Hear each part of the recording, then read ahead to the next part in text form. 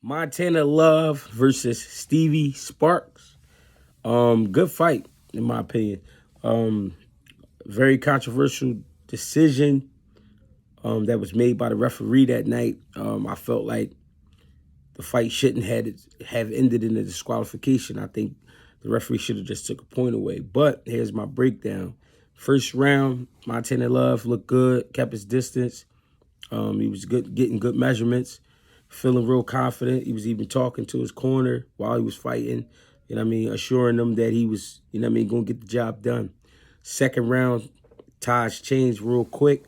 Uh, Sparks found home with that right hand. He started off with a wild right hand to the hook, ran another one back up top, brought the left hook back, and a short right hand actually landed. I believe the shot landed because of Montana Love's posture. He got this thing he do where he back out and he leave his hands out here where it got him caught with a short right hand down the middle. He was hurt, but not too bad. He got knocked down, got up, recovered real good, came back, continued to fight. I believe immediately after that in the third round, I gave the third round to Montana Love. He started landing a clean left hand. He seemed to look like he was right back on his shit.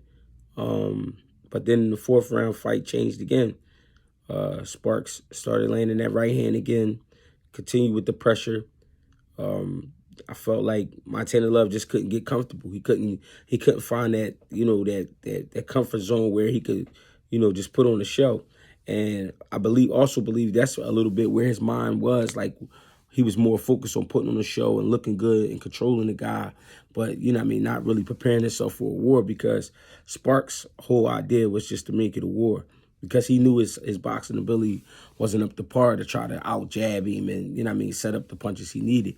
Even though I believe if Sparks does develop a jab, even though he was in there with a southpaw, but if he develops a jab, I think he'll be a lot more dangerous fighter and also work from a better distance. He tries to get too close to you. He tries to pin you on the ropes before he, start getting crazy. Fourth round, good fight. A good round again. Montana Love was trying to find comfort zone with that left hand, but Sparks was closing the distance. Again, landing that right hand, beat him to the body a little bit. Fifth round kind of got ugly for Love.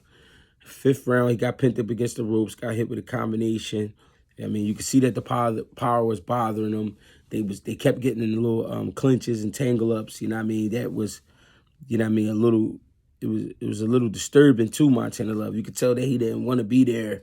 He wanted it to be more of a cleaner fight. But in a fight like that, you got to understand that was Sparks' advantage, his strength and his aggression. So that's what he had to do to try to get the win over Montana Love. Now, when the headbutt happened in the sixth round, the cut opened up, Montana Love stated to the referee that he was okay from the rip, like he definitely wanted to fight. But while the ringside physician was checking his eye, he told him it was a bad cut. Montana Love also mentioned that he couldn't see. He's like, but I still want to fight. Which is showing dog in my opinion. He definitely showed that he had dog and he still wanted to fight. The thing is, it was the tempo of the fight that he didn't like. Sparks came out even harder after the break.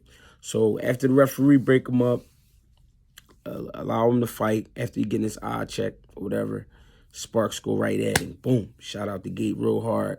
Ripping hooks, right hands. They got another tangle up.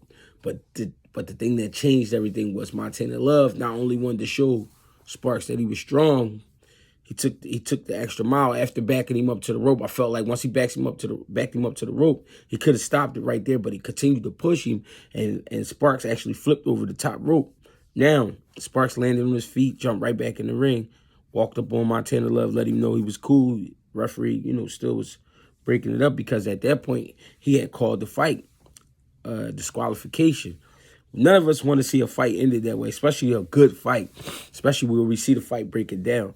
I would like to see a rematch, but I would like to see Montana Love more focused on what's in front of him and not what's next.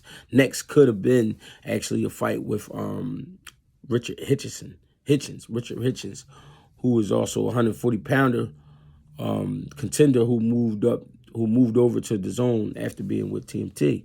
So I I just think Montana Love need to focus in a little more on who he is and what it is he got to get done. Sparks is exciting to me because he brings the fight. He wants to rumble.